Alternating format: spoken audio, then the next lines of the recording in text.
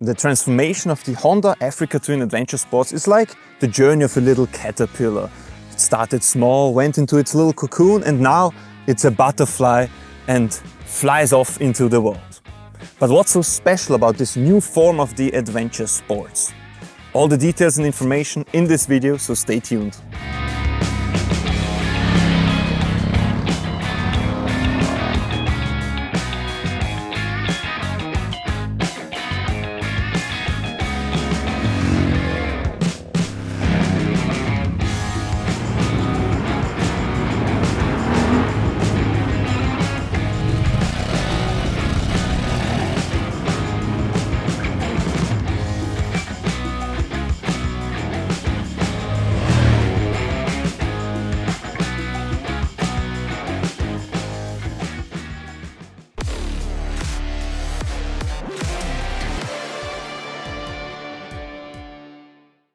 Hello there again, and thanks for tuning in. After the presentation of the new Adventure Sports Africa Twin, I'm now back at home here in our studio in Austria, and here I have the time, the peace to tell you more in English about all the new things and how they affect the adventure sports in reality. Right off the bat, I have to admit, the metaphor I used in the intro was to get your attention, and I wouldn't see it quite as harsh, truth be told, because I want to avoid to do the thing that the motorcycle press is often accused of, that each new model is just the very best and what came before that not so much anymore. And that cycle repeats year after year, new model after new model. The old Adventure Sports Africa Twin with the 21-inch wheel, it was and still is a great bike. I mean, 2018, when they first introduced an adventure sports model next to the standard Africa Twin, it had more ground clearance, longer suspension travel, a higher seat, even reinforced foot pegs. We had more equipment, handlebars and displays and everything fitted and adjusted for a standing riding position. So it was clearly the off-road model out of the two Africa Twins. And now, 6 years later, it's quite the change in direction. But what's new? What does it make more on-road focused? The biggest news for sure is the 19-inch wheel. The wheel got smaller, and not only that, also the tire got broader. We now have a 110/80 tire at the front instead of the classical enduro dimension 90/90/21 like up until now. Also, the suspension travel got shortened from previously 230 millimeters in the front and 220 in the back to 210 millimeters on the front and 200 millimeters in the rear. And also the semi-active electronic suspension, that's now not optional, but it's also standard. Smaller wheel and shortened suspension travel also means that the bike as a whole gets lower. We have 30 millimeters less ground clearance. We have a lesser seat height. Instead of 850 to 870 millimeters, it's now an adjustable 835 to 855 millimeters. Also, they redesigned the fairing in the front. The bike now got a lot broader. You can see it in a one-to-one comparison of the old and new Adventure Sports. It's quite noticeable that it got broader, especially in the upper part of the fairing. Also, there's now a new windscreen, which is in 5 positions adjustable. And also the seat got redesigned. It now has more padding with optimized density and got 15 millimeters higher. That's also the reason why the seat height didn't decrease by 30 millimeters as the whole bike did, but only by 15 millimeters. Last but not least, there's also a revised, redesigned exhaust system.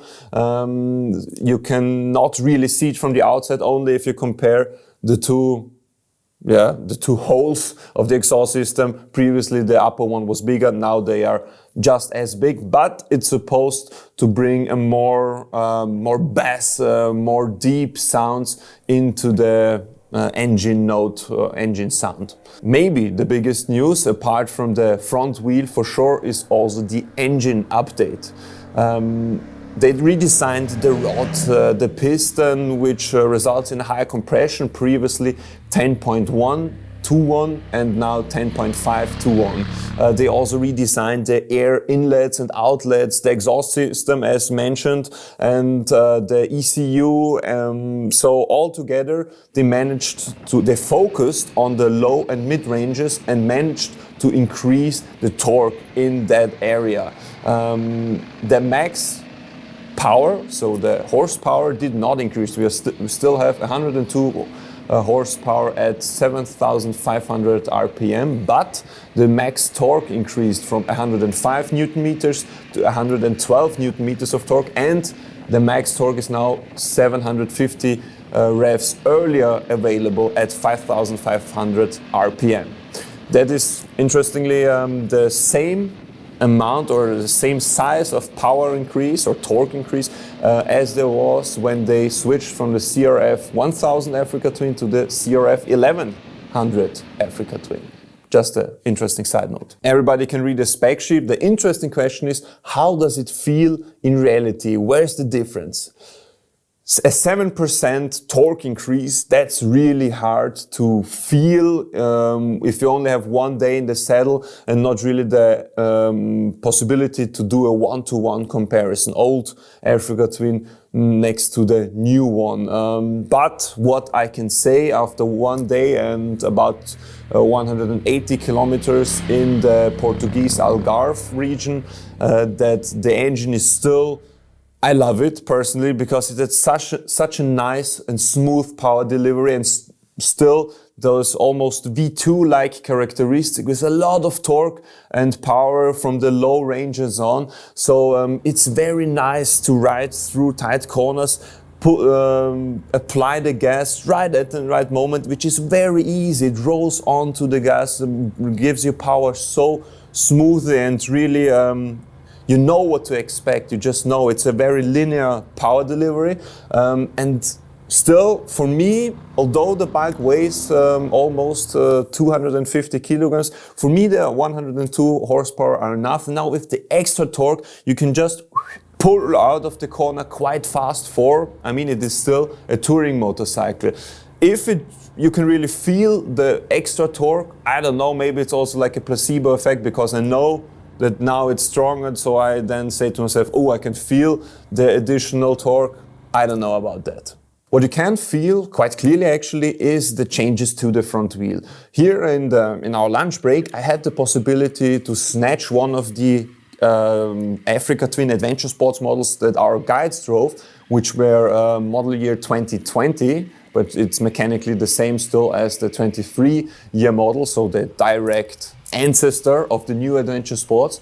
And so I could just compare the handling of the 21-inch wheel to the 19-inch wheel 1-to-1, and it's like in the direct comparison, it's quite a big difference. First of all, of course, the 19-inch wheel is a lot more willing to fall into the corner. You need less input over the handlebar, less strength. Also, then with the suspension, the semi-active suspension, it adjusts the dampening each, a couple of milliseconds. So, of course, you have less diving, suspension dive, but also because of the smaller wheel and the shorter suspension travel, if you go from one side to the other, you have less of the, I don't know what to call it, the lifting yourself, the saddle sensation, where you then have to search for the right point to fall back onto the other side, back into the leaning angle. That's now a lot easier because the suspension doesn't open up, doesn't extend that much in between those two leaning angles, and therefore it's easier to just follow your riding line, just the line through the corner. Also, because of the broader tire, you have more grip and more feedback while in the leaning angle. There's just more meat, I would say, on the tire, so you have more contact to the ground and therefore just more feedback. That gives you again more confidence, so it's easier to keep higher corner speeds now on the new Adventure Sports. And it's also more forgiving because of the shorter suspension. If you do not apply the gas or the brakes like perfectly, maybe you have some chucking motion in there because you weren't like paying attention, whatever, because there's not this long and also manual suspension, which then follows every power input. If it's braking or gas, you do not have those motions, but the semi-active and shorter suspension just like doesn't react that quickly or is just more stable. What else is there to talk about with the new adventure sports? DCT always and was and is an essential part of the Honda Touring models, and also here they worked on a bit. 63% of all sold adventure sports models have DCT equipped. What's new is they now focused again on the low and middle revs, and they wanted to improve the clutch response. We have 2 clutches, and that they let go even more smoothly. Also while cornering, so they improved how the EMU just calculates the different I don't know what to call it, how the DCT operates, and now it has, or it's supposed to have a better cornering measure. Again, the DCT improvements, already DCT was at a very high level. It works really, really well. If you have not yet tried it, I can just recommend it. It really makes biking a lot easier in some regards, but still does not, in my opinion, take away the fun. And now with the small adjustments, hard to say because we were already at such a high level. In touring mode, it works great. You can just put on D if you want to go really easy. It now is supposed, also with the new smoother clutch response, to help you when you do slow speed maneuvers, like doing a U-turn, for example, that you can now even preciser regulate your gas, your power. I tried that. Without a direct comparison, hard to say, but it works really good. And what else works good in touring mode is, of course, the adjustment to the fairing and the windscreen. I tried it on the motorway in Portugal, and really here in the chest area, there's no wind at all. About here, just below your shoulders, you can feel the wind again on your arms, but here, that's really complete silence and peace. The windscreen in the lowest position, the wind hit me about on the eye level. I'm 1.85 meters tall, and in the highest position, the windscreen led the wind just to clip me on the head, which was okay. So I would say anybody who's like smaller than 1.85 meters will have quite this superb wind protection. Also, you duck a bit more behind the fairing and the windscreen because of the increase of the padding in the seat. So now the ergonomics, the seating position actually is a little bit more towards the seating position on the NT 1100. So a bit more front wheel oriented, a bit more forward. Next great thing while touring with the new adventure sports, of course, is the great range. With the 24.8 liter tank volume, you can get 500 kilometers wide, with the DCT even a bit more. The next feature now with the new standard semi-active suspension is that you can just adjust the preload with while you are riding in your display. And also there's like settings, hard, medium, soft, off-road, which are bound to your riding modes. You have 4 riding modes and 2 user modes, and they are fixed to the riding modes. But in your user mode, you have I think 24 different options how you can tune your semi-active suspension. The suspension never really gets hard sporty, I would say. Even in the setting hard, which is connected to the tour mode, it's still quite comfy. And I prefer that always, actually, apart from going through some little towns and cities where you have a lot of bumpy, how do you call them? The man covers, I don't know what's in, you know what I mean, I think, and curbs and stuff. There I switched to urban, where you had the medium setting. The soft is really, really soft, the soft setting, and I lean towards the harder suspension settings. I like to get more feedback from the road. Also electronics-wise, it's the touring flagship, at least in the adventure bike compartment of Honda. So it also has flagship fitting electronics packet. You have in standard heated grips, you have the cruise control, the already mentioned riding modes, you have 7 levels adjustable traction control, a 3-level wheelie control, you have a 3-level corner light. There's probably a bunch I'm forgetting, of course, stuff that's already known from the Africa Twin, like the 2 displays, one with touchscreen and TFT. There's a lot. There's just a lot. Let's say it like that. What they focused on is that they redesigned or like redid a little bit the power modes. So now there's in the power modes, depending on which mode you have a different amount of power or power delivery available, but they focused on the lowest part of the rev range. There it's always identical. It doesn't matter which power mode you have. So the goal was to make it as predictable as possible, to not be then maybe surprised if you use one power mode for a long time and then you switch, that suddenly the characteristic of the engine changes. It still stays the same, and only later on in the middle of the rev range it splits up, so to say. Now we talked about the on-road performance, we talked about the touring qualities of the new Adventure Sports, but if she made a step towards on-road performance and on-road touring, does that mean that she now lost a bit or quite a lot in the off-road compartment?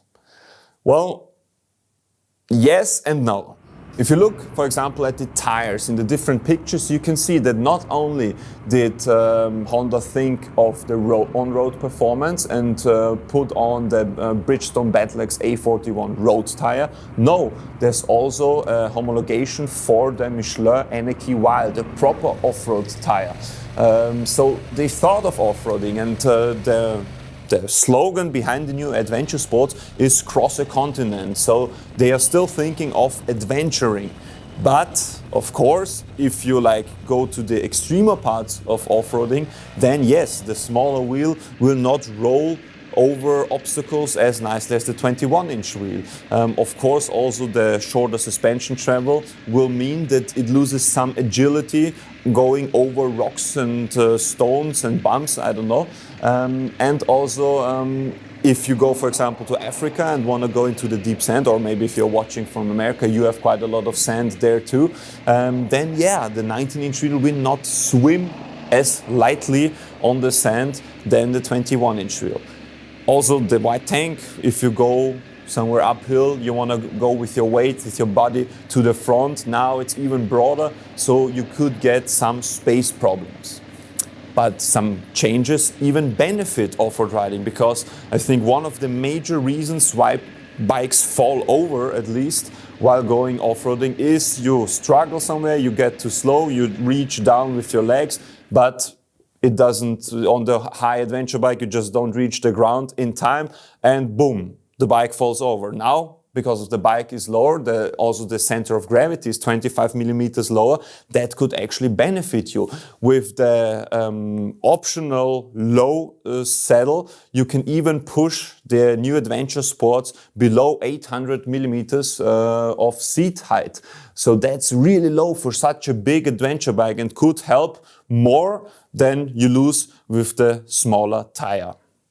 Also, the DCT has now an off-road mode. It's called the G-Switch, in which the clutches let go earlier. So that should benefit the traction you have while using DCT in off-road. So I would say we even had a small off-road part. It was very easy off-road, but I think that's probably fitting for most stuff adventure sports riders will do out there, because it always was, because of the additional weight, a lot of features, it always was more the long distance touring bike. And the guys that want to go into the hard off-roading and use an Africa Twin for that probably will stay to the lighter standard Africa Twin. And if you look to the other adventure bikes, there are a lot of adventure bikes that also go around the world with globetrotters that use only the 19-inch front wheel. So it works. And and I don't think that the standard adventure sports buyer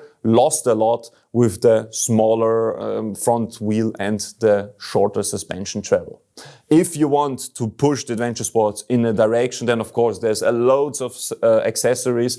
You have the package travel, urban, adventure and rally, so you can still customize it and make it more adventure-y or better for on-road touring. So to conclude, in my opinion, Honda did the right step in the right direction for the majority of people that did buy or consider buying a new Africa Twin Adventure Sports.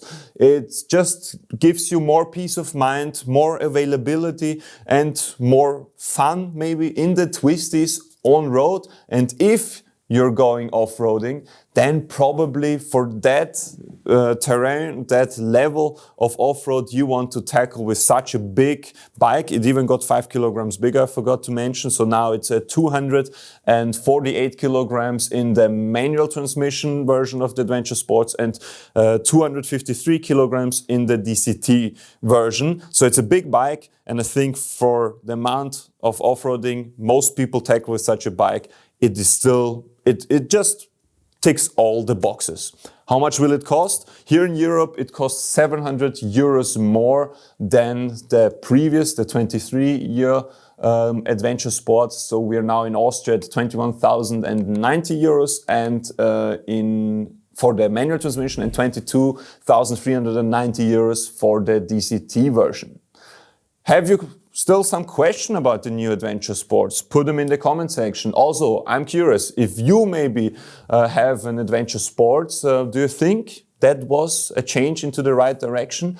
Do you also see it more as the on-road tour, or would you have preferred Honda to keep as much adventure off-road performance in the Adventure Sports as possible? Thank you for watching. See you next time. Bye.